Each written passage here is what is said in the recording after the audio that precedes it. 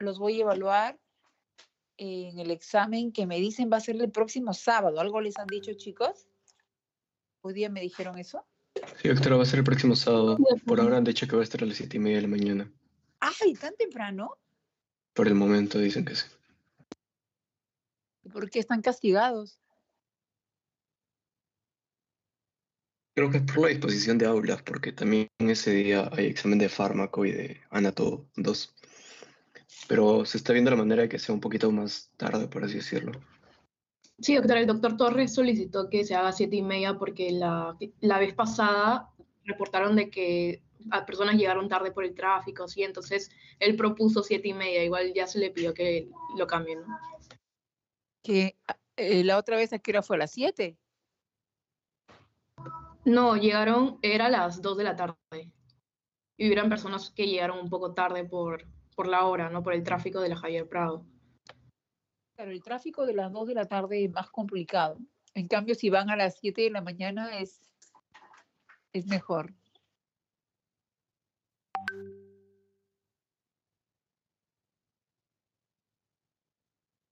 Ya, chicos.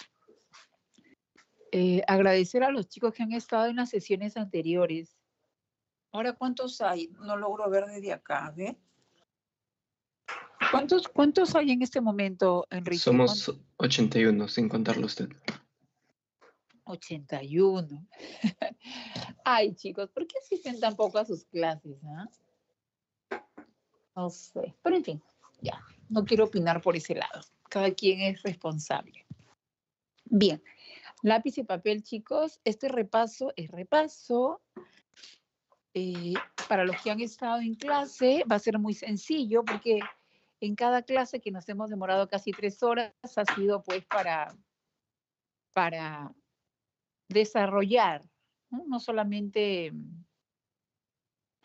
avanzar y que los chicos se pierdan, sino desarrollar, entender. Bien, entonces vamos a empezar. Listo. Vamos a tomarles la clasificación de las glándulas endócrinas en mayores y menores. Acá les estoy colocando cuáles son las mayores y cuáles son las menores. Por ejemplo, si yo les digo páncreas, dentro de la clasificación, ¿es mayor o menor? Disculpa, ¿está compartiendo pantalla? No, no estoy compartiendo pantalla, Ya. ni Como voy a decía que compartir pantalla. Ok. Es menor, doctora. ¿Cuál es? Es menor. Ya. ¿Y cuáles son las mayores? ¿Quién me las dice?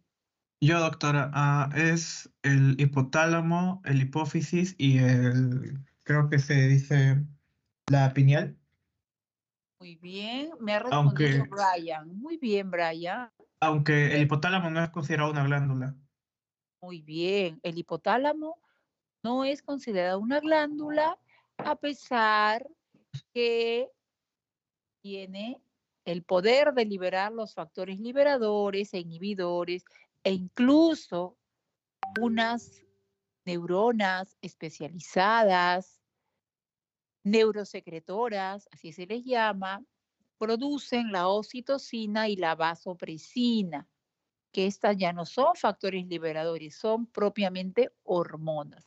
Efectivamente, el hipotálamo tiene una serie de núcleos, pero también tiene un grupo de neuronas, neurosecretoras, que producen estos factores liberadores, factores inhibidores que tienen receptores en la hipófisis anterior, pero además producen dos hormonas, oxitocina y vasopresina, que se almacenan en la hipófisis posterior. Muy bien, hasta aquí todo bien para avanzar. Doctora, una pregunta, si en el examen contaría el hipotálamo como glándula, ¿no? Igual, o sea, aunque no es. Así es, muy bien. En la clasificación de glándulas mayores y menores, el hipotálamo entra en dicha clasificación, aunque su estructura propiamente dicha no sea la de una glándula. Si desean preguntar así como Brian, o no sé qué compañero, creo que es la voz de Brian, simplemente pregunta, ¿ya? Porque justo ayer mi delegado me preguntó lo mismo, si tenían alguna duda. Esta es la reunión para las dudas. Y si yo estoy compartiendo el balotario es porque quiero que salgan bien, que ustedes marquen sabiendo, no persignándose o porque el compañero le dijo que era la A o la B. ¿Correcto? Seguimos. Acá les comparto un caso de un niño que lo están haciendo dormir. Dijimos que el principal estímulo para el inicio, porque es una secuencia, para el inicio de la liberación de la melatonina, empezaba con ¿qué? Con la oscuridad. Muy bien, creo que lo dijo Enrique, ya estoy reconociendo sus voces. La oscuridad. Entonces, la falta de luz va a estimular ¿a qué núcleo inicialmente? Núcleo supraquiasmático. Muy bien. Brian va por su 20. Bravo, Brian. El núcleo supraquiasmático es el que primero se activa. Muy bien. Este núcleo supraquiasmático, ¿sobre qué actúa? ¿Sobre qué glándula? Glándula pineal. Muy bien, es la voz de una mujer. La pineal. Entonces, tengo oscuridad, tengo al supraquiasmático, tengo a la pineal, que me va a liberar ¿qué cosa? Melatonina. Muy bien, Brian. La glándula pineal me libera la melatonina. Muy bien. Y allí continúa otra secuencia más hasta que finalmente, ¿qué se inhibe? El centro arousal. ¿Ya? Los centros arousal que están en el tronco del encéfalo son los que nos mantienen despiertos, los que nos dan lo que se llama el tono arousal. Recuerden que estos núcleos que nos mantienen despiertos, alertas, atentos, se encuentran en el tronco del encéfalo, constituyendo lo que se llama la formación reticular, porque tiene esa forma reticular, que empieza en el bulbo y termina en el mesencéfalo. Estos núcleos, estos centros que nos mantienen despiertos, son inhibidos y finalmente nos dormimos. ¿Listo? Entonces, la secuencia empieza con la ausencia de luz. Cuando una persona está con sueño, pues cierra los ojos, los párpados, y esa oscuridad activa, como bien dijo Brian, al supraquiasmático y finalmente terminan inhibiéndose los centros arousal que nos mantienen despiertos. ¿Hasta aquí todo bien para continuar, mis queridos alumnos?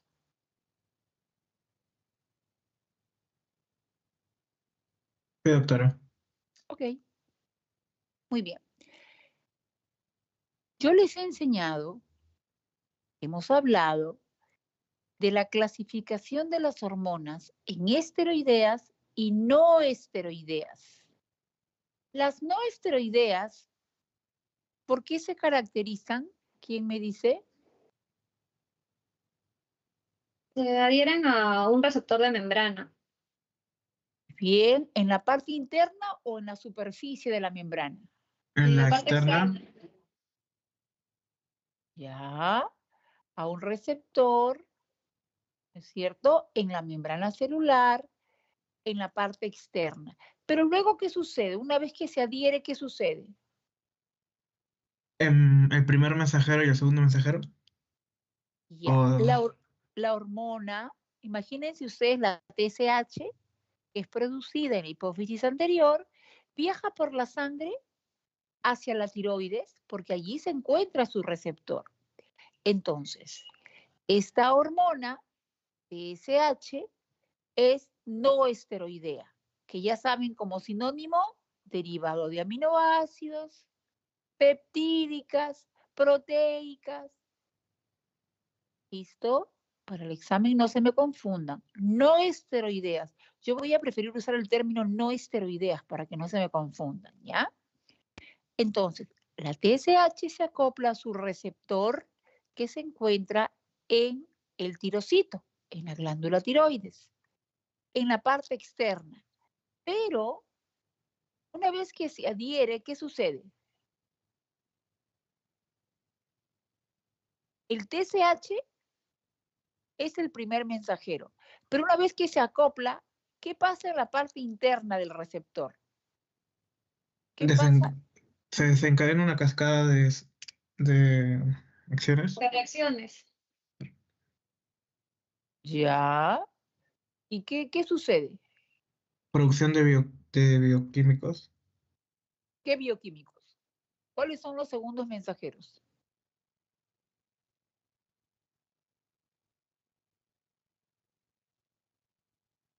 Hay una transducción de señal que genera un segundo mensajero que puede ser MP cíclico, IP3, DAG, dependiendo del mecanismo de acción.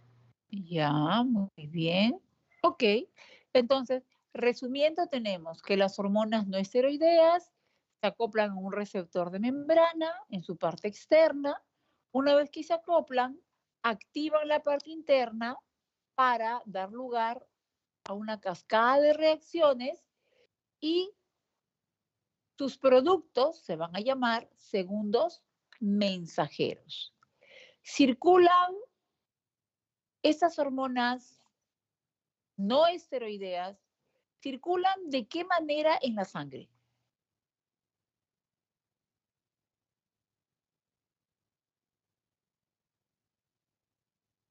¿De qué manera circulan estas hormonas no esteroideas en la sangre? ¿Libremente o acopladas a un transportador? Libremente, a excepción de la T3 y T4. Muy bien. Otro jovencito que se va a sacar 20. Circulan libremente. Las hormonas no esteroideas se exponen, una vez que salen al torrente sanguíneo, se exponen al catabolismo. Por eso es que su tiempo de vida es muy corto, exceptuando a las hormonas tiroideas T3 y T4, que siendo no esteroideas, van acopladas a un transportador, como si fuesen las esteroideas. ¿Hasta aquí todo claro para avanzar? Sí, doctora. Muy Sí, bien, doctora. muy bien, chicos. A ver, dijimos que en el último trimestre del embarazo había una hormona que hacía crecer a los fetos. ¿Quién me puede hablar de esta hormona y cuál es el mecanismo?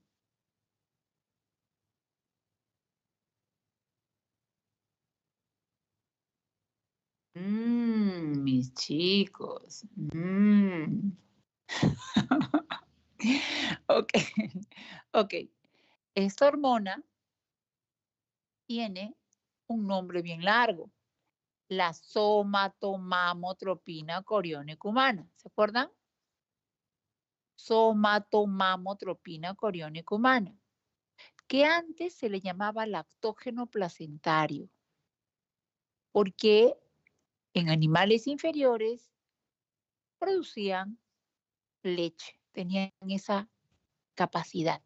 Sin embargo, se observó que en los humanos ese lactógeno placentario no tenía esa acción y le cambiaron de nombre cuando descubrieron cuál era la acción en los humanos. Le cambiaron de nombre a somatomamotropina coriónica humana. Recuerden que la somatomamotropina es la hormona de crecimiento. Ese nombre raro también tiene. Coriónica porque lo produce la placenta y humana porque lo produce, en este caso, la mujer embarazada. ¿Por qué se produce esta hormona por la placenta en grandes cantidades en el último trimestre? Porque recuerden que el feto tiene que crecer y en el último trimestre es que gana más peso que el resto del embarazo. Es así que esta hormona actúa como si fuese la grasa abdominal. ¿Se acuerdan que les he hablado que los ácidos grasos libres, que ya no pueden formar parte de los adipocitos en forma de triglicéridos, salen y ocupan el receptor de la insulina? Lo mismo sucede con este lactógeno placentario, actualmente llamado somatomamo y el nombre largo. Se coloca ocupando el receptor de la insulina, produce resistencia a la insulina, por lo tanto la glucosa se acumula en la sangre de la madre y pasa a través de la placenta al feto y lo hace crecer, crecer, crecer. Pero chicos, ¿cuál sería el riesgo para la madre? ¿Que presente qué? Diabetes congénita. Diabetes mellitus, tipo 2. No, la gestante, Ya, diabetes gestacional. ya, muy bien. Ese es uno de los orígenes de la diabetes gestacional. Por eso es que toda mujer embarazada, así sea delgadita, alrededor de la semana 24, 26, tiene que hacerse el test de tolerancia a la glucosa para descartar diabetes, debido a que esta hormona se presenta en todas las mujeres embarazadas con la finalidad de que este feto crezca, pero conlleva resistencia a la insulina para la madre y por ende mayor riesgo de diabetes gestacional. La madre da luz y la gran mayoría regresa a la normalidad, pero existe un porcentaje que puede quedarse diabética. Cuando una mujer tiene un segundo hijo, puede volver a ser diabetes gestacional. Muy bien, chicos. Resumiendo entonces, esta hormona de nombre largo se encarga de hacer crecer al feto durante el último trimestre, pero debido a la resistencia a la insulina que ocasiona en la madre, conlleva a un mayor riesgo de diabetes gestacional. ¿Listo?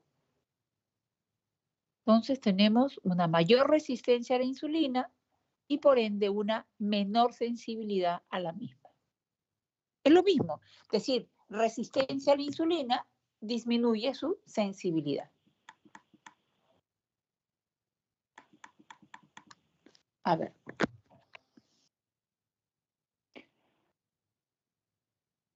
¿Cuáles son las dos hormonas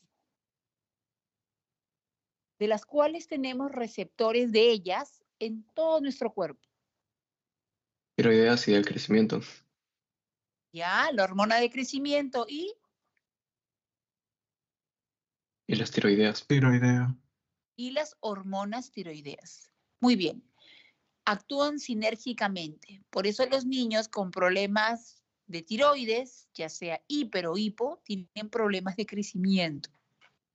Ahora, no quiero que se me confundan porque el tiempo va a pasar.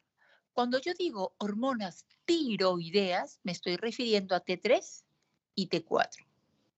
La TSH no es una hormona tiroidea.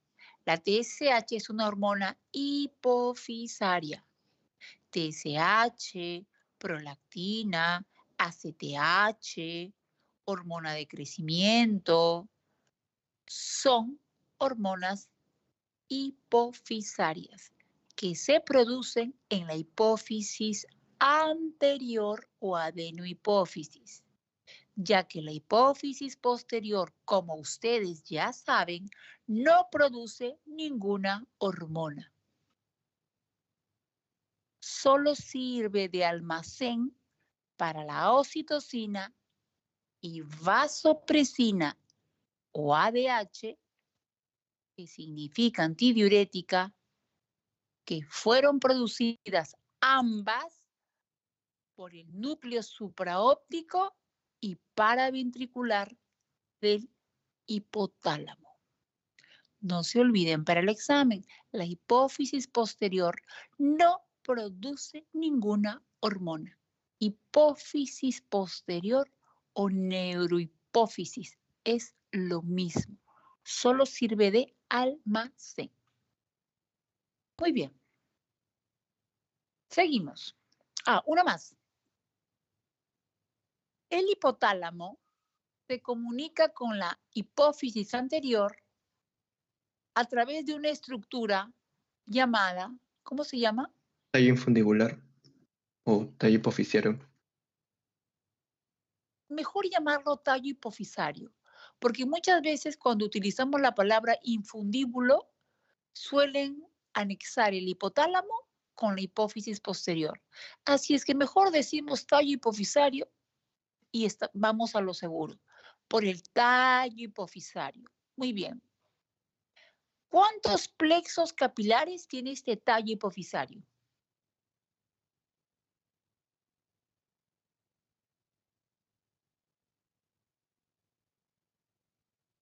¿Tiene? ¿Se acuerdan? Plexo Dos capilar plexos. primario y el plexo capilar secundario. El plexo capilar primario, que es el que está hacia el hipotálamo, hacia la eminencia media, y el plexo capilar secundario es el que está en la hipófisis anterior o adenohipófisis. ¿Listo? Muy bien. Pasemos ahora a hablar de la tiroides y de la paratiroides. Bien, imaginémonos que una mujer, porque es más frecuente en las mujeres, tiene un cáncer de tiroides. No importa el origen, pero la señora fue sometida a una tiroidectomía total. ¿Listo? Díganme, chicos, ¿qué células ha perdido la señora? A ver, ¿quién me dice qué células ha perdido la señora?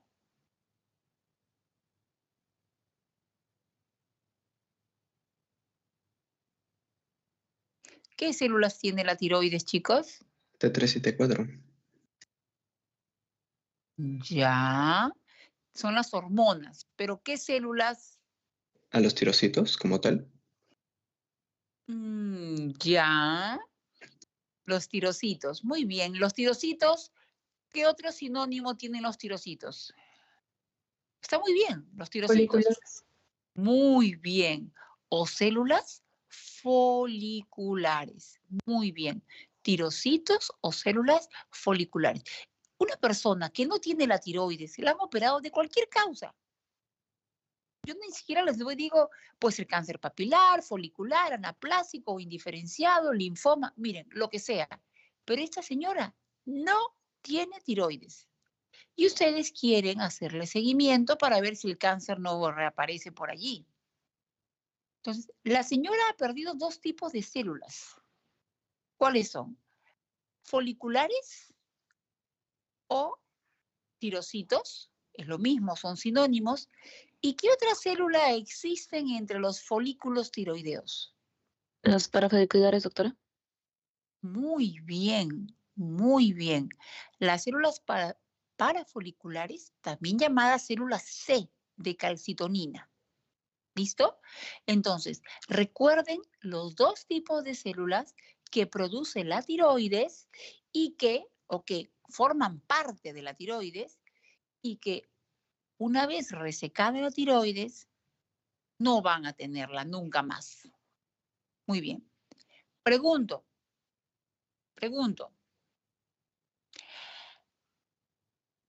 Si ustedes tienen yodo en forma de yoduro y tienen tirosina, que es un aminoácido no esencial, estas dos, tirosina y yoduro, son la materia prima para formar ¿qué cosa?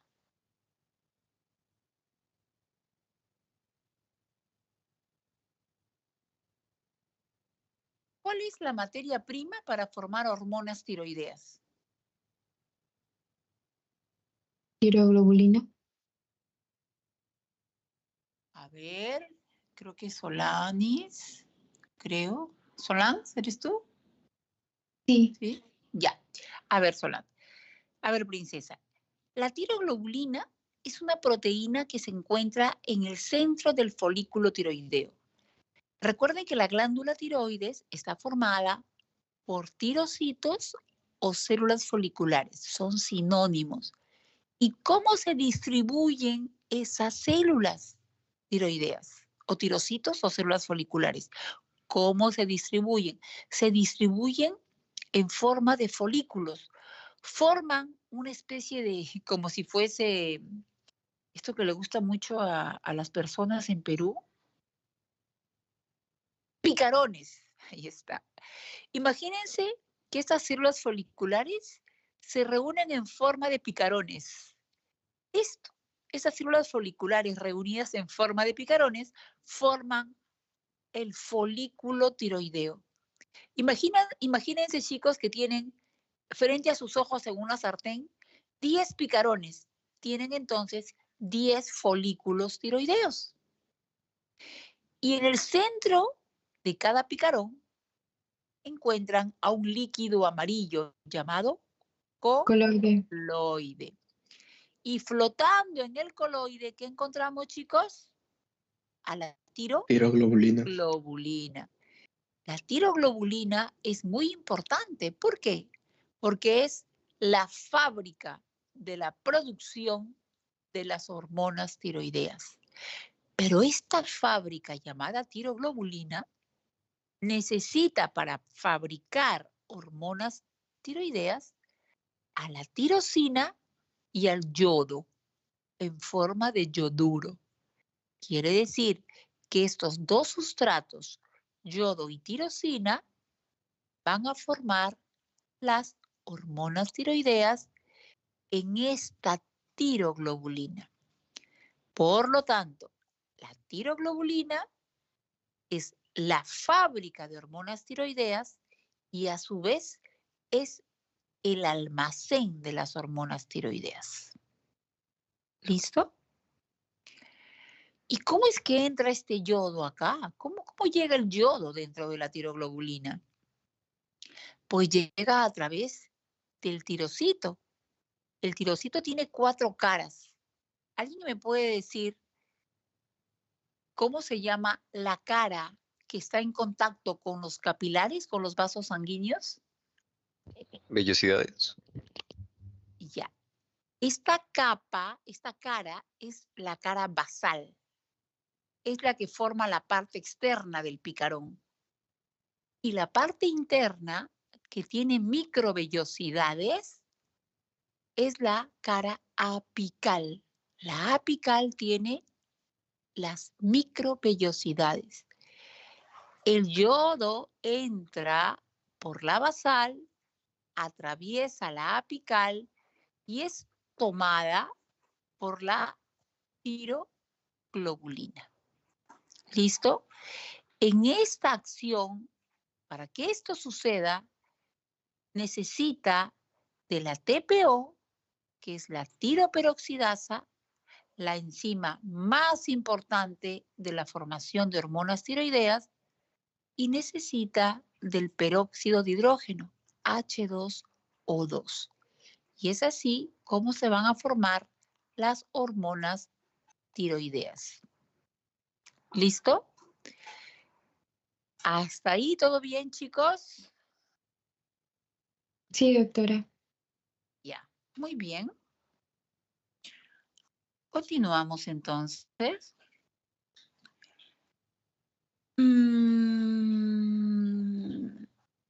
Ok.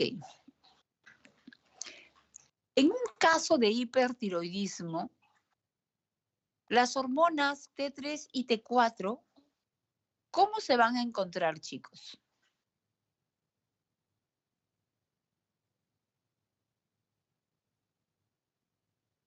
En un caso de hipertiroidismo, la glándula tiroides está trabajando exageradamente, está produciendo grandes cantidades de T3 y de T4. Por lo tanto, en sangre, en el hipertiroidismo, ¿cómo voy a encontrar la T3 y T4? Elevadas. Muy bien, van a estar muy elevadas. Y por feedback negativo, ¿cómo voy a encontrar la TSH? Negativa. Claro, es un feedback negativo, porque recuerden lo que les he enseñado. Cuando en sangre hay mucha hormona periféricamente, actúa sobre el hipotálamo y actúa sobre la hipófisis. Si hay mucho abajo, tiene que disminuirse arriba. Se llama feedback negativo. Voy a disminuir mi producción de TRH y de TSH. Entonces, yo tengo un paciente con hipertiroidismo. ¿Cómo voy a encontrar su T3 y T4? Ya me respondieron. ¿Cómo lo voy a encontrar? Elevado. Muy bien. Y por feedback negativo, ¿cómo voy a encontrar la TSH? Disminuido. Muy bien. Disminuido o incluso suprimido. Pero disminuida, la respuesta estaría perfecta. Ok. Entonces, como estamos en fisiología, ustedes tienen que comprender por qué razón, si yo produzco mucha hormona tiroidea, mi TSH va a estar suprimido. Mi TSH va a estar suprimido porque la hipófisis anterior es muy sensible. Si ya hay mucha T3 y T4, inmediatamente se deja de producir TSH. En este caso del hipertiroidismo hay grandes cantidades de T3 y T4. Por lo tanto, mi TSH está muy disminuida o inclusive suprimida, 0.000. ¿Ok? Muy bien. Las células de la adenohipófisis que producen TSH se les conoce como tirotropas. Las células de la hipófisis anterior que producen TSH son tirotropas. Las que producen ACTH, corticotropas.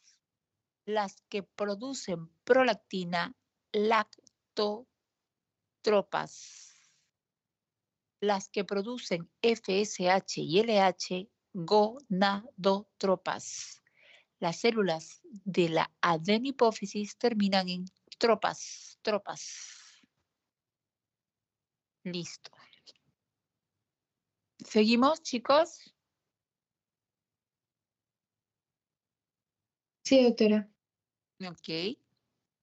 Entonces, ya nos quedó claro que en la organificación del yodo, ¿cierto? Porque tenemos que meterlo a la tiroglobulina, este atraviesa la membrana basal, continúa y sale por la apical, que tiene muchas vellosidades. ¿Listo? Y luego recién es incorporado a la tiroglobulina, que se encuentra rodeada y flotando en un líquido amarillo. ¿Cómo se llama ese líquido amarillo? Coloide. Muy bien. ¿Y cómo se llama la enzima que interviene en esta organificación del yodo? Que es la más importante, por cierto. Todo con mayúscula. La tiroperoxidasa. Muy bien. TPO. Tiroperoxidasa. Necesito la presencia de la tiroperoxidasa para que se produzca esta organificación del yodo, es decir, el pasaje del yodo hacia la tiroglobulina. Si yo tengo un paciente con cáncer de tiroides, el más común es el papilar, y yo le extirpo la tiroides, yo le hago una tiroidectomía total. ¿Cómo yo me aseguro de que no haya recidiva de ese cáncer? Pues le mido por lo menos 2 veces al año. ¿Qué cosa le van a medir, creen ustedes, chicos? ¿Qué cosa? ¿Qué cosa ¿La creen? tiroglobulina? Muy bien. Muy bien, Oscar. La tiroglobulina, porque la tiroglobulina solo es producida por la glándula tiroides, por el tirocito. Por lo tanto, si un paciente que fue operado hace 2, 3 años le empieza a salir tiroglobulina, significa que ha habido una recidiva del cáncer de tiroides. ¿Y qué hay que hacer en esos casos? Rastreo corporal total. Hay que ver si ese cáncer no se ha ido a los huesos, si no se ha ido a los pulmones, ¿sí? Y bueno, de acuerdo a ello se le dará tratamiento. Muy bien. Las paratiroides, normalmente, ¿cuántas son? 4. Ya, muy bien. Cuando operamos de cáncer de tiroides, generalmente se afectan las paratiroides, no porque las hayamos extirpado, sino porque parte de la irrigación de la paratiroides depende de la tiroides y porque todo cáncer de tiroides papilar y folicular va a necesitar de radiación. En términos súper sencillos, después de una cirugía de tiroides necesitamos hacer ablación con radioterapia. En este caso se utiliza el yodo radiactivo, el yodo 131. Quemamos los restos de la tiroides y lastimosamente también se queman las paratiroides. Quiere decir que hay una alta probabilidad que un paciente operado de la tiroides termine con hipoparatiroidismo postquirúrgico y postradiación. ¿Hasta allí se me entiende?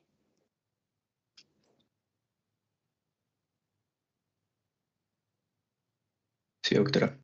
Ya. Entonces, ¿qué sucedería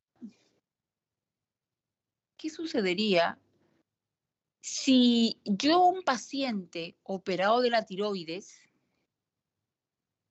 no hago interconsulta endocrinología? Es decir, yo soy un buen cirujano, le hice toda la cirugía, pero desconozco la parte clínica. ¿Qué podría ocurrir con respecto al calcio con esta paciente operada de la tiroides? Y que también, lastimosamente, ya no tiene las 4 paratiroides. ¿Qué pasaría?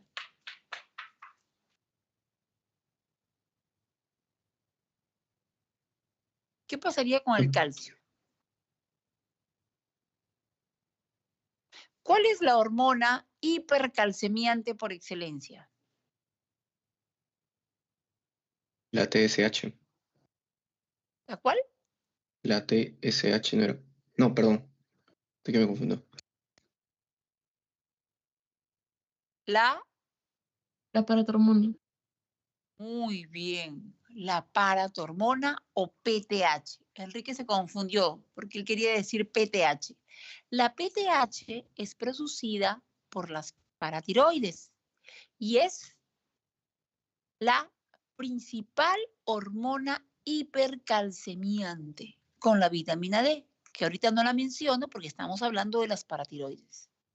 Entonces, si yo no tengo paratiroides, chicos, yo ya no tengo paratiroides, por lo tanto, yo no tengo PTH, ¿correcto? Yo no tengo PTH. Y si por ahí me dejaron un trozo de paratiroides, es muy poca la cantidad. Por lo tanto, si yo no tengo PTH porque está disminuida, suprimida, abolida, ausente la PTH, sus niveles son bajísimos, no voy a tener la hormona más potente que me va a subir el calcio, porque es la hormona hipercalcemiante. ¿Qué va a pasar si yo no tengo la PTH con mis niveles de calcio? ¿Qué va a suceder?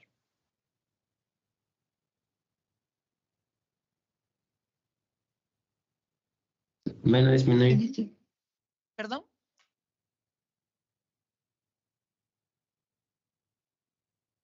Disminuye. Disminuida. ¿Y cómo se llama cuando el calcio está disminuida? Hipocalcemia. Hipocalcemia. Hipocalcemia. Al fin. Entonces, yo no tengo paratiroides, voy a presentar hipocalcemia. Y cuando me midan mis niveles de PTH, van a estar disminuidos. ¿Está claro? Sí, doctora. Ya, muy bien. Bien. Tenemos un simple sistema hipocalcemiante. Imagínense altos niveles de calcio. Inmediatamente, ¿qué células liberan qué hormona para arreglar este problema? Recuerden, yo tengo hipercalcemia, están muy altos mis niveles de calcio. Inmediatamente, ¿qué se libera y qué células la liberan?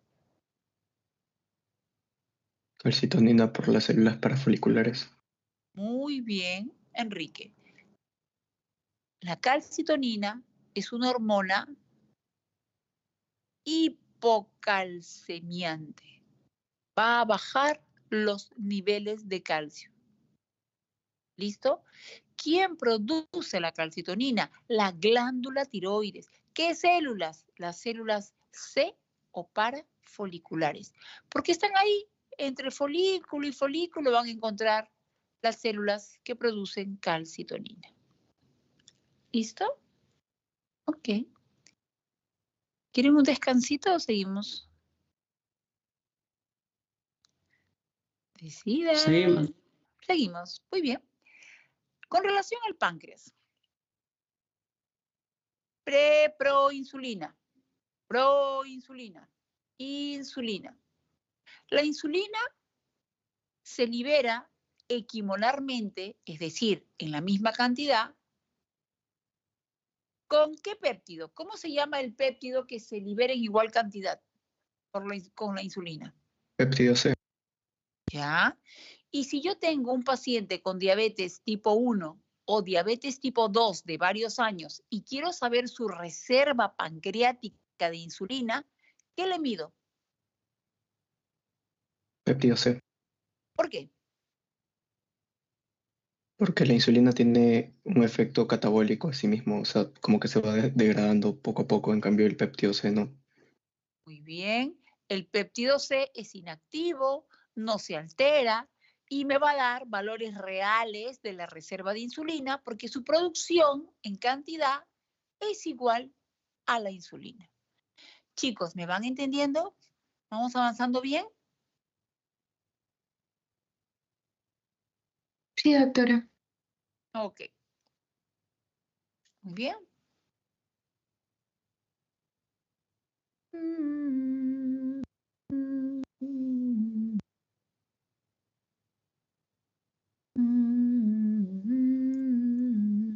A ver, esta pregunta es bien sencilla. Los islotes de Langerhans tienen varios tipos de células. Las tres más conocidas, ¿cuáles son y qué producen? A ver, ¿quién me dice? Las células alfa, beta y las delta. Muy La beta bien. por la insulina, la alfa por glucagón y la delta por la somatostatina. Muy bien, Denise, excelente. Con relación a la insulina, esta es secretada hacia la sangre por exocitosis.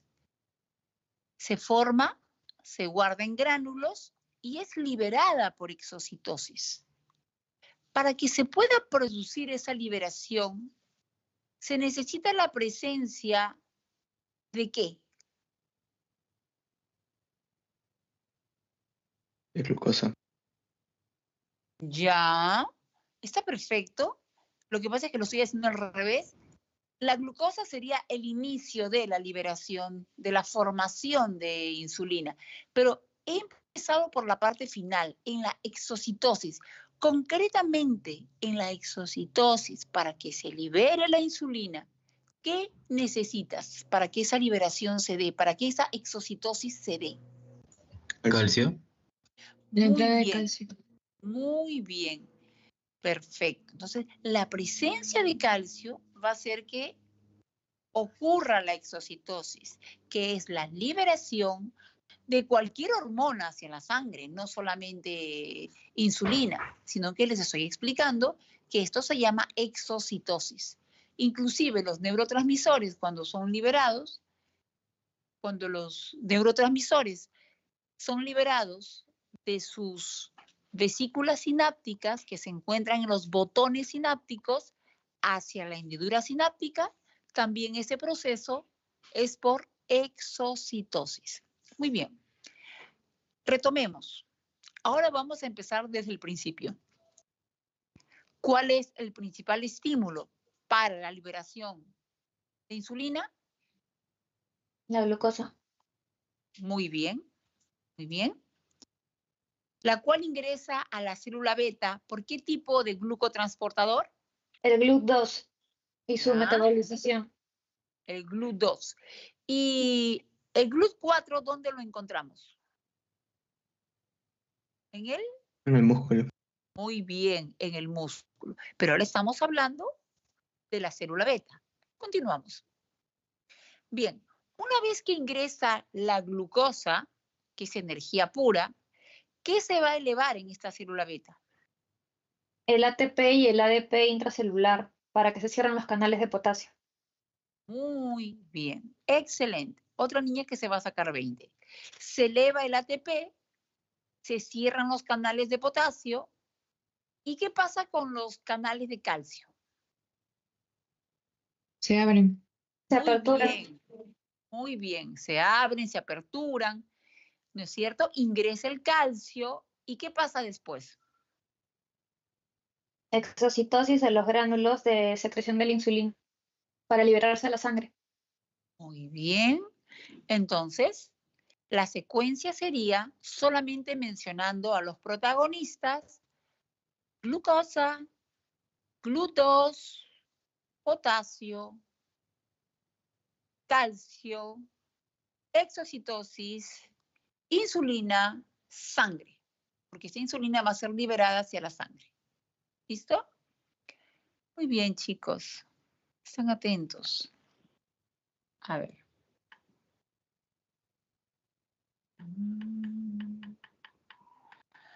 Ya.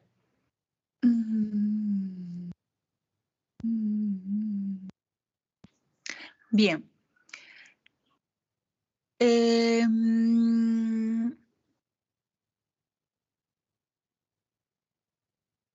La célula beta, como célula que es, tiene las organelas u orgánulos.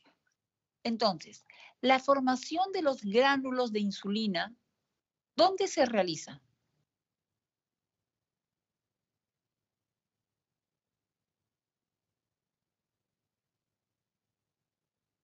A ver, por deducción lógica, ¿creen que la formación de los gránulos se realiza en la mitocondria? No, la mitocondria es ATP, guarda ATP. ¿Dónde creen que se produzca la formación de los gránulos de insulina? Retículo endoplasmático y la formación de gránulos sería para el Golgi. Ya. Entonces se va a formar en el aparato de Golgi.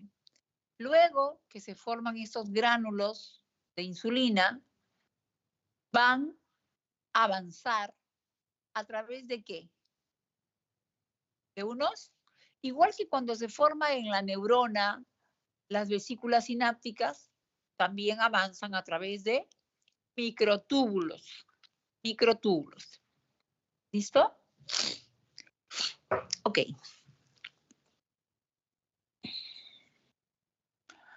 ¿Qué hormonas producidas en la célula beta tienen efecto antagónico?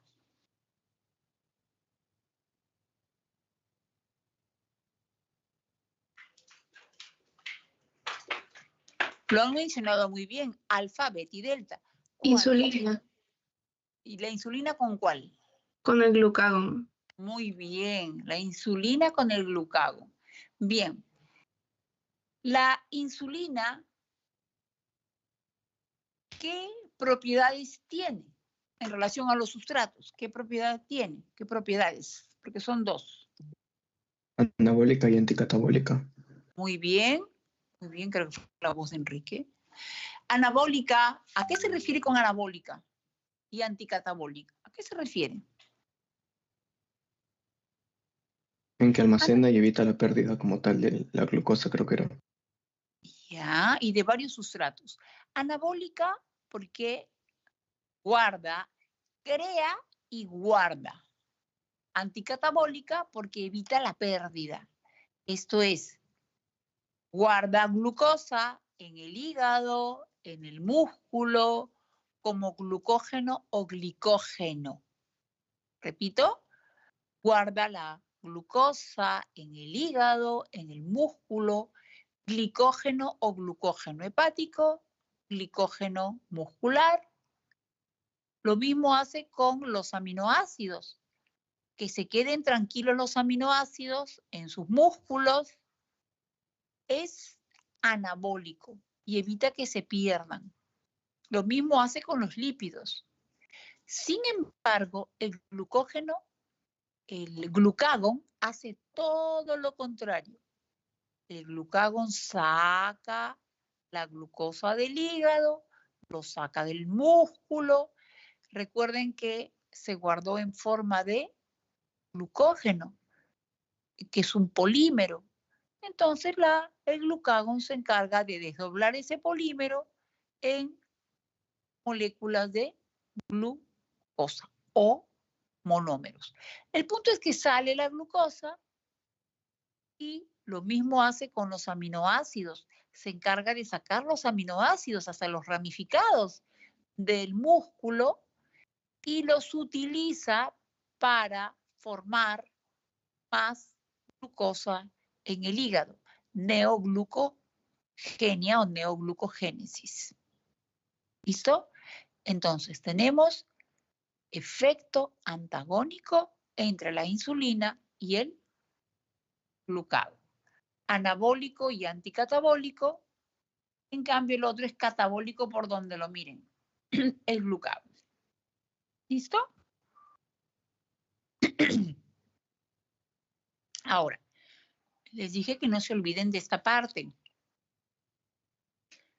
La somatostatina y el glucagón son dos hormonas que tienen un gen, su mamá, el gen que los codifica, que también puede dar origen a unos hermanitos en otras partes del cuerpo.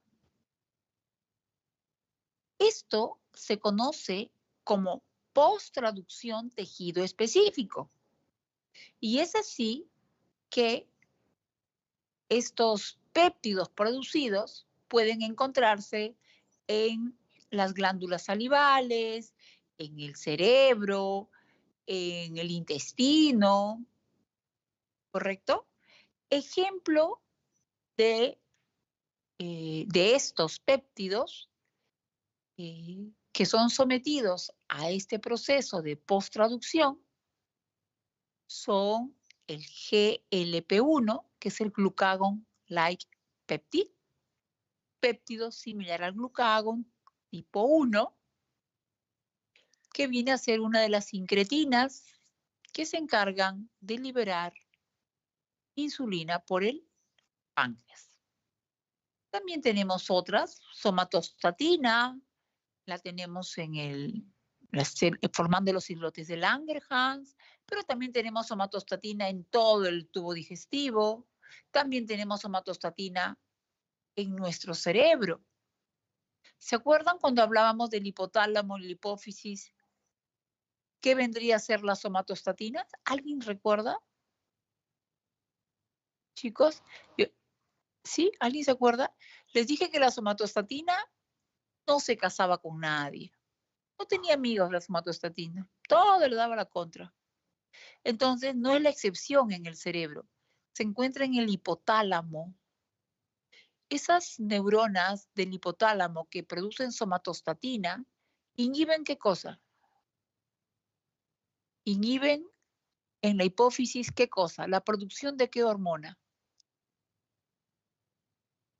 La somatostatina inhibe la producción de hormona de crecimiento. Y en el hipotálamo, esta somatostatina no viene a ser otra cosa que el factor inhibidor de la hormona de crecimiento. ¿Listo?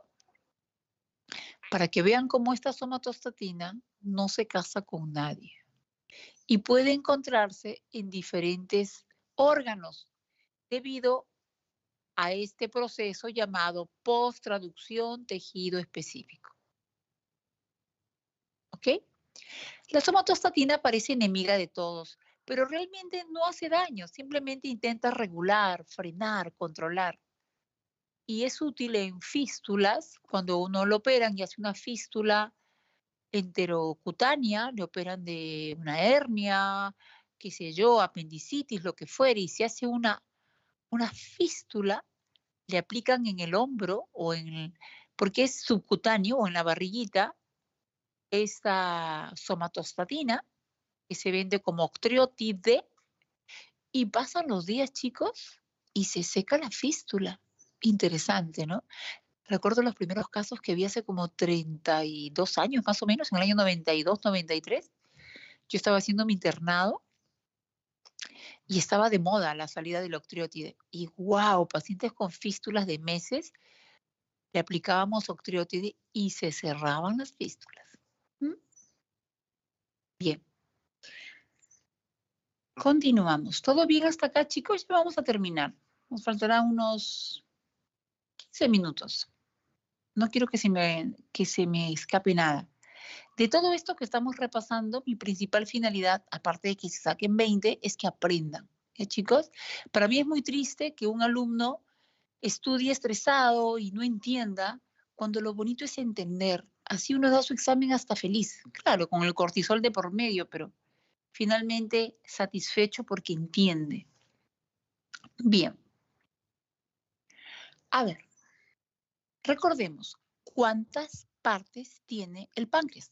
¿Quién me ayuda? 2, exocrino y endocrino. Ay, qué linda, esto es en funcionamiento, está perfecto. El páncreas ¿Es endocrino. cabeza, cuerpo y cola? Ajá, anatómicamente. Pero Ah, está bien, sorry. las dos respuestas están bien, porque el páncreas tiene una función endocrina y una función exócrina. La endocrina, que produce las hormonas por los islotes de Langerhans, y la exócrina, que produce las enzimas pancreáticas que nos permiten comer grasita. Pero anatómicamente, que creo que a mí me faltó decir anatómicamente, tiene una porción de cabeza, la otra de cuerpo y finalmente de cola. Recuerden, ¿qué parte, qué porción tiene la mayor cantidad de islotes de Langerhans? ¿Quién se acuerda? La cola. Muy bien, Enrique, la cola.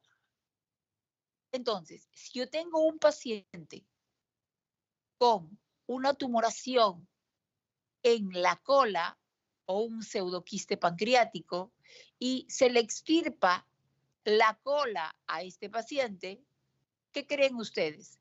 ¿Debutará casi de inmediato con diabetes o no? Sí, Sí, muy bien. ¿Por qué? Porque los islotes de Langerhans se encargan de secretar de la formación de la insulina por las células beta. Muy bien, princesa. Y al no haber células beta, ¿qué insulina vamos a tener? Ok. ¿Habrá en la cabeza y en el cuerpo islotes? Sí, pero mínima cantidad. No como en la cola. Quiere decir que si me van a extirpar la cola, yo voy a terminar diabética. Y si solamente me extirpan la cabeza, ¿terminaré diabética?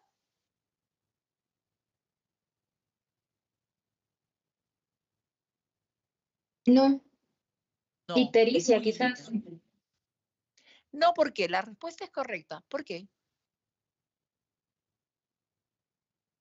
Porque como mencionó, la mayor cantidad de isótopos Langerhans están en la cola, entonces aún habría mayor producción de insulina. Muy bien, señorita Solans. Muy bien. Continuamos. Continuamos. Si yo tengo un paciente, porque acá en Lima hay muchos casos de asma, también hay lupus, artritis, y hay personas que van a necesitar corticoides por largos periodos de tiempo. ¿Ustedes saben cuántos días de corticoides se necesitan para bloquear el eje? Solo una semana, chicos. Después de 7 días, el eje se bloquea. Imaginémonos que alguien está tomando corticoides mayor de 7.5 miligramos por día de prednisona durante 10 días. Créanme que su eje se bloqueó y recién se recupera al año. Entonces, si yo tengo una persona que está utilizando corticoides por un periodo mayor de 7 días, peor aún, tengo un paciente que usa corticoides de por vida porque tiene un riñón trasplantado, así es que tiene que vivir inmunosuprimido, si no ese riñón lo pierde, o una persona con lupus, con artritis, que toma su prednisona de por vida. Quiere decir que si ustedes le miden la ACTH, ¿cómo la vamos a encontrar?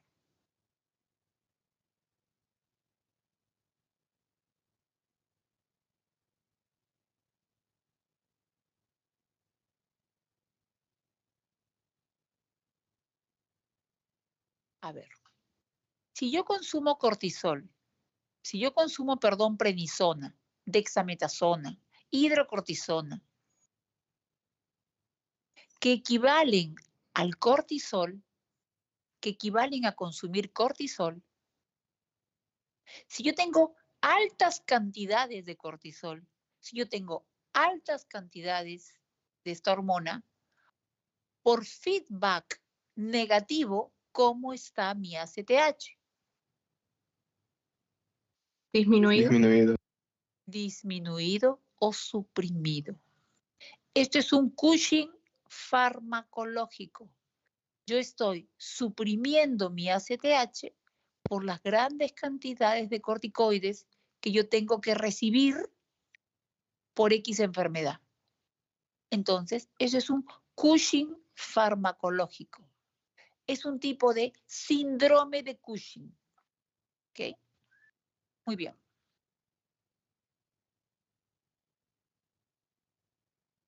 ¿Qué sucedería? ¿Qué sucedería si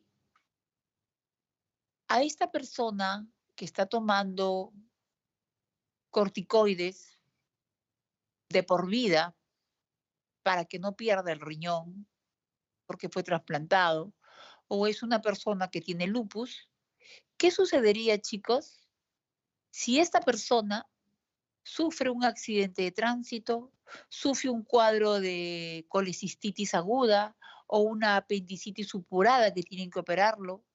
¿Qué creen que sucedería con este paciente, chicos? Ustedes que son inteligentes. ¿Qué creen que pasaría si esta persona no tiene cortisol, que es la hormona del estrés? Ese cortisol artificial que le está aplicando no es su propio cortisol. Porque recuerden, mis chicos, ante un estrés intenso, mi glándula suprarrenal va a liberar la cantidad de cortisol suficiente para que yo corra, huya, para que yo responda a ese estrés. Porque es así. Mi cuerpo está preparado a responder según el momento. Pero en esos momentos mi glándula, mi suprarrenal, no está trabajando.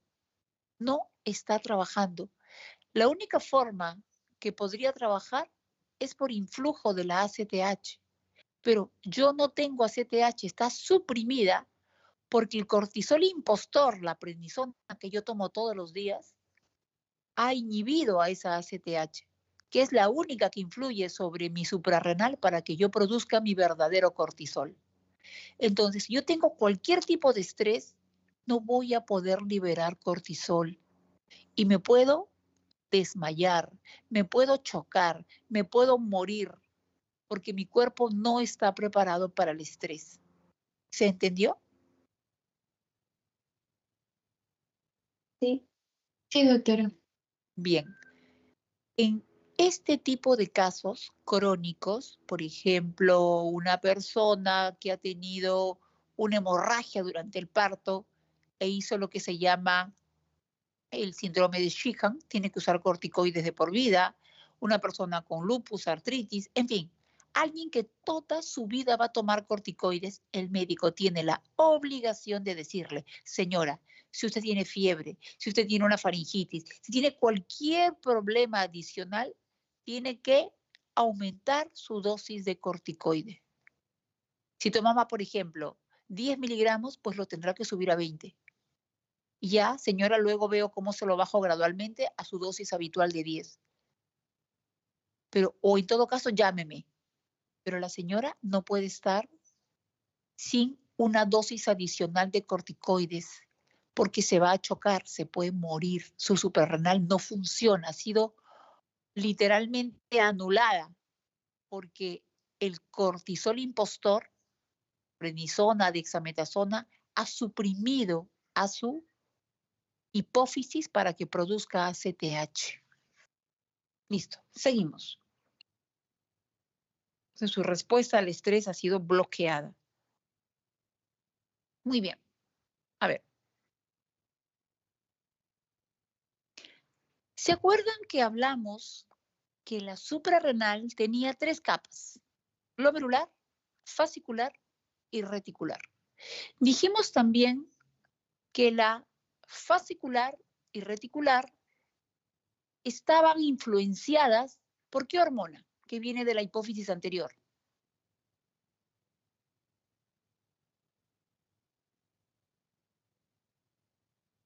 La fascicular y la reticular por la ACTH. Muy bien, Enrique. La ACTH, que viaja por la sangre desde la hipófisis anterior, tiene receptores en la fascicular y la reticular. La fascicular me va a liberar cortisol y la reticular me va a liberar esteroides sexuales que todos son masculinos. Y la glomerular que me produce aldosterona, que es un mineralocorticoide, el más potente hipertensor, está influenciada su liberación, su producción, ¿por qué sistema? Renina, angiotensina, aldosterona. Muy bien, Denise. Entonces, mi reticular, yo soy una mujer de, no sé, 60 años y dejé de arreglar hace 10 años. A los 50 años se me fue la menstruación. Nunca más volví a ver menstruación. Entonces, soy una mujer menopáusica. ¿Cómo es posible que yo a los 60 años esté presentando una hemorragia uterina? ¿Quién me explica eso? Y soy bien gordita. A ver, ¿quién me lo explica?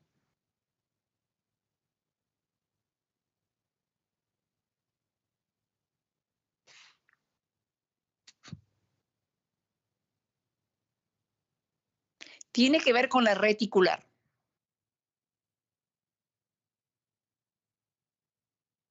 A ver, les hago recordar.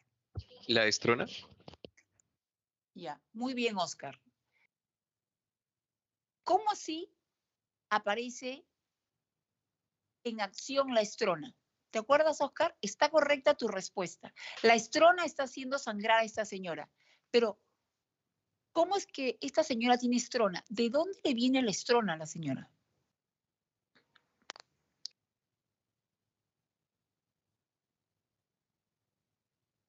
A ver, yo les explico, chicos. La estrona es un estrógeno débil, pero cuando una mujer es gordita, esta estrona se va a producir en mayor cantidad. ¿Por qué? recuerden lo que les dije. Las hormonas que se producen en la suprarrenal, en la reticular, son todas masculinas. Dehidroepiandrosterona, androstenediona. Esta androstenediona se va a ir al tejido graso de una mujer que no regla hace muchos años y se va a aromatizar. Hay una enzima llamada aromatasa que va a convertir a esa hormona masculina en una hormona femenina llamada estrona. Cuanto más gordita la señora, mayor estrona.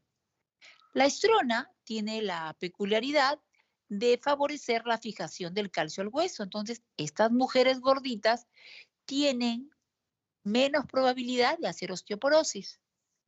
Sin embargo, hay receptores de esta estrona en el endometrio y empieza a engrosarse el endometrio.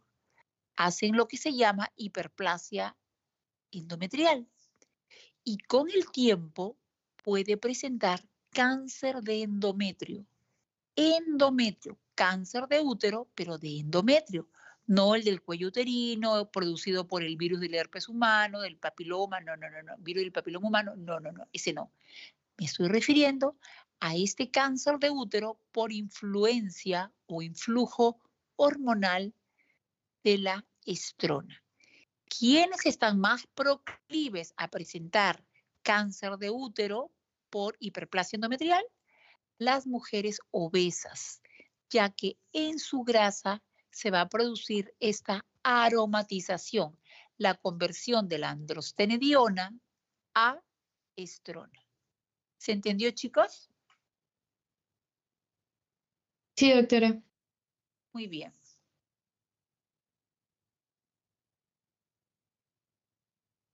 Muy bien.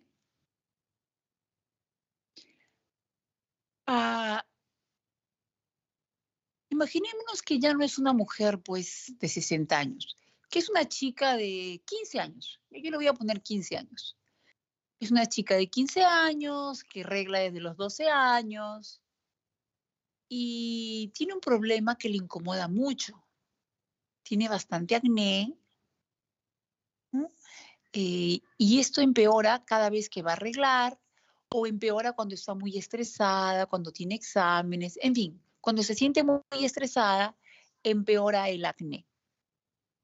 Y también ha notado que le han aparecido vellos en la cara y en zonas que, bueno, no son propias femeninas, un poco en el pecho, y ya no regla cada 30 días como reglaba antes, ahora regla cada 45 días o cada 50 días o cada 2 meses. Sus reglas son muy, muy, muy irregulares. ¿Sí? Entonces, se le realiza una serie de estudios y determinan que efectivamente hay un incremento de las hormonas esteroideas de la suprarrenal. Pregunto, ¿qué capa de esta adolescente de la suprarrenal estaría comprometida? Reticular. Muy bien, Enrique, la reticular. ¿Y qué hormonas el médico le acaba de dosar? Todas las hormonas esteroideas posibles de la reticular. ¿Y qué hormonas crees tú que encontró elevadas su endocrinólogo? La estrona y la androstenediona. Ya, muy bien, ay, qué linda.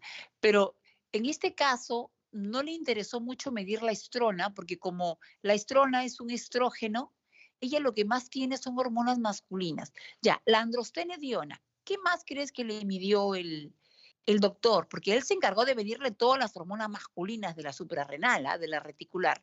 Ya, la androstenediona, ¿qué más le midió? Testosterona. Ya, la testosterona, que se convierte, ustedes saben, a dihidrotestosterona. ¿Y qué más le midió? La androstenediona. ¿Ya? ¿Qué más? La androsterona. Muy bien, Oscar. Muy bien, Denise. La dehidroepiandrosterona. Y todo lo encontró alto. Por lo tanto, esta chiquita tiene una hiperplasia suprarrenal tardía. Hay casos en los cuales no aparece al nacimiento, sino aparece en la adolescencia. ¿Sí? Bien. Muy bien.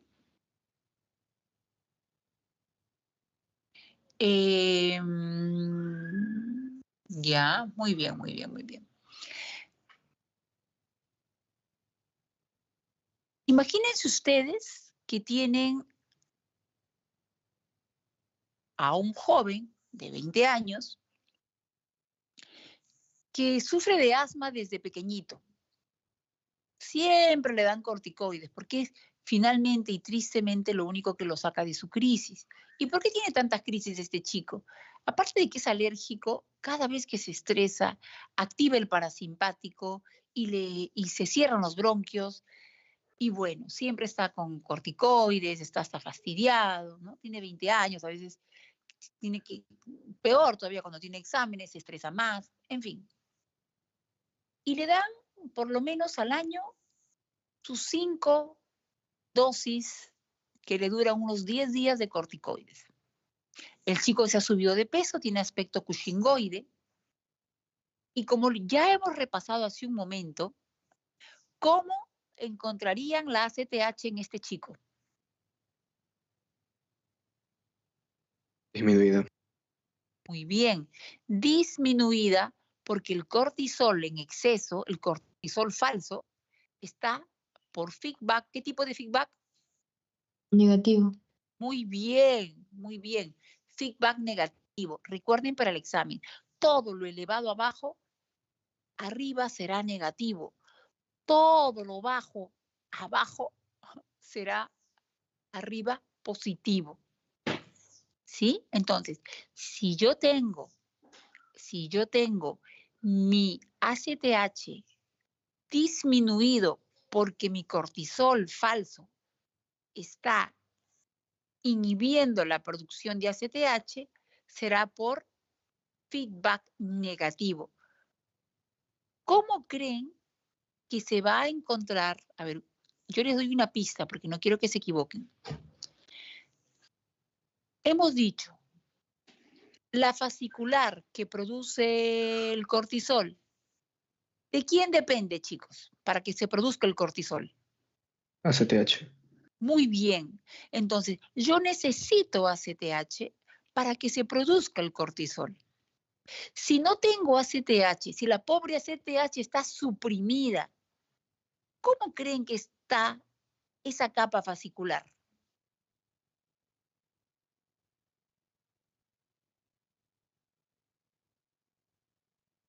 Está bien, está hipertrofiada. ¿Cómo creen que está esa capa fascicular? Es como un jardín lleno de flores. Ustedes no lo riegan al jardín. ¿Cómo creen que estén esas plantas? Ya ni plantas habrán. ¿Cómo creen que está la fascicular, chicos, si no tiene a su alimento, si no tiene a la ACTH, que es la que la hace trabajar? Atrofiada. Atrofiada. Muy bien, Solange. Muy bien, Enrique. Muy bien. Entonces, si yo no tengo ACTH, estará atrofiada. Muy bien.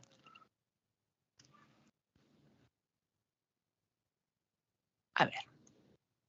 Vamos a suponer que en este momento, Dios no quiera, hay un sismo. Me dejan solita hablando, se van pero volando ustedes. Ese estrés intenso que están viviendo, ¿qué está haciendo con su fascicular? ¿Qué se ha liberado? Dígame en una sola palabra. Cortisol. Muy bien. ¿Y qué ha liberado su zona medular, la médula suprarrenal? ¿Qué ha liberado? Catecolaminas. Muy bien. Chicos, ¿están atentos? ¿Sí? Sí.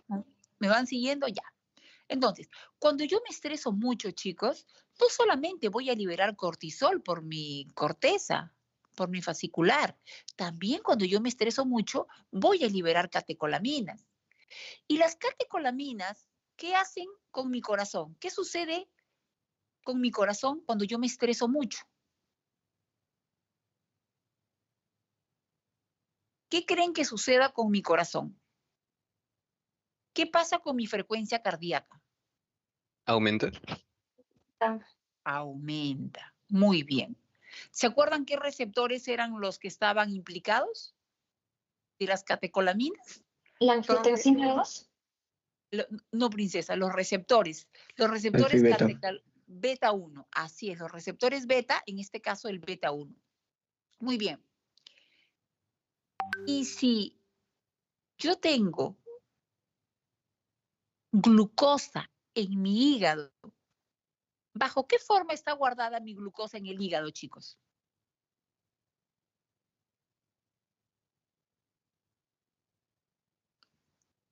Que es un polímero, les dije. Glucógeno. Muy bien. Hígado y músculo. Entonces, yo tengo el glucógeno en mi hígado que viene a ser glucosa almacenada. Si yo estoy liberando grandes cantidades de cortisol, ¿qué sucede con ese glucógeno? ¿Qué va a pasar? ¿Por qué creen que la gente que vive estresada termina diabética? ¿Qué sucede con mi hígado en este momento? ¿Produce una resistencia a la insulina? También ocurre eso, muy bien. También el cortisol altera los receptores de la insulina y me puede producir resistencia a la insulina. Y obviamente voy a estar más proclive a ser diabético. Pero ¿qué sucede concretamente con el glucógeno guardado en el hígado cuando yo me estreso mucho? ¿Qué sucede? Ocurre lo que se llama, chicos, la glucogenólisis o glicogenólisis. Mi glucógeno guardado va a terminar saliendo como glucosa. En otras palabras, cuando yo me estreso mucho, libero glucosa por mi hígado. Aumento mi frecuencia cardíaca. ¿Listo? Una persona estresada, aunque no lo crean, aunque la persona joven no lo sienta, su corazón está trabajando más de la cuenta. Está liberando más glucosa de la cuenta y puede terminar diabético, sin tener un solo antepasado diabético. ¿Sí, chicos? ¿Una más para terminar? ¿O ya se cansaron? ¿Sigo? Me falta una. Sí, por Sí, favor, doctora. doctora. Ya listo. Sí, doctora. A ver, vamos a visualizarlo, porque es la vida real. Imaginémonos en este momento una persona que está manejando su bicicleta y que una persona imprudente lo atropella y este chico tiene un corte profundo en el muslo derecho. Está que sangra profusamente. El pobrecillo intenta cubrirse, se ha sacado el polo, pero no para de sangrar.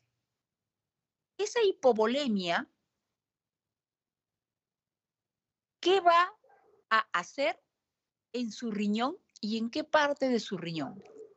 ¿Qué va a ocurrir con esa hipovolemia? ¿Quién me dice? Hipoperfusión renal. Muy bien. Y esa hipoperfusión renal actúa sobre el aparato yuxtaglomerular para que libere ¿qué cosa? Renina. Muy bien. Una vez que se libera renina, ¿qué sucede? Conversión de angiotensinógeno a angiotensina 1. Para Muy que luego se bien, convierta a angiotensina 2. muy bien. La angiotensina 2, perfecto. La angiotensina 2, ¿por acción de qué enzima? La ECA. ¿Ya? ¿Qué significa? Enzima convertidora de De angiotensina. angiotensina. Perfecto. Entonces, mi secuencia sería, hay hipovolemia, hay hipoperfusión, hay liberación de renina por el yuxtaglomerular, luego la secuencia de angiotensinógeno, angiotensina 1, ¿no? Por la enzima convertidora hay una primera enzima, luego viene la enzima ECA, que nos ha dicho nuestra hermosa compañera, luego viene la angiotensina 2. Perfecta la secuencia. ¿Qué más sigue? ¿Qué hace la angiotensina 2? ¿Qué más sigue? Va a actuar sobre la zona glomerular para secretar aldosterona, perdón. Muy bien. ¿Y qué hace la aldosterona finalmente? Aumenta Es el la más presión arterial. Muy bien. Esa niña se va a sacar 20. Denise, es el más potente hipertensor. Entonces, esta persona que estaba hipovolémica, yo le estoy subiendo el volumen. Al yo subirle el volumen, ¿qué pasa con la liberación de renina?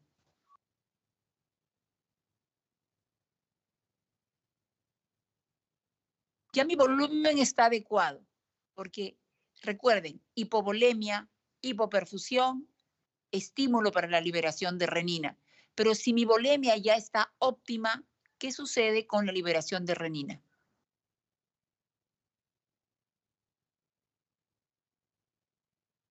Porque si yo sigo liberando renina y continúo toda la secuencia que me la han dicho perfecta, voy a liberar más aldosterona y puede terminar mi paciente más bien con hipertensión arterial.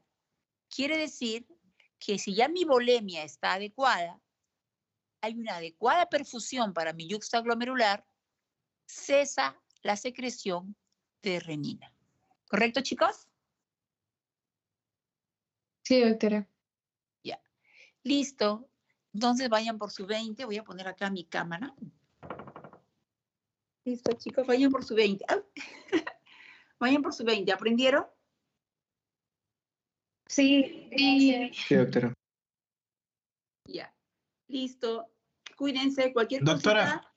Sí, Brian. Una pregunta, en las alternativas de hormonas, ¿se usará las abreviaciones como ICTH o TSH o el nombre completo?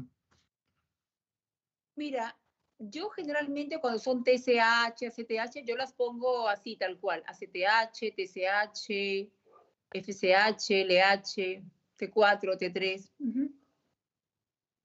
Ok, doctora.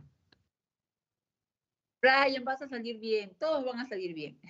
Chao, chao, Natalie, Oscar, Solange, Ray, María Celi, Hasta luego, doctora. Enrique. Chao, chicos. Hasta luego, doctora, gracias. Muchas gracias, Hasta doctora. luego. Gracias, Muchas doctora. Gracias, doctora. Gracias, doctora. Muchas gracias.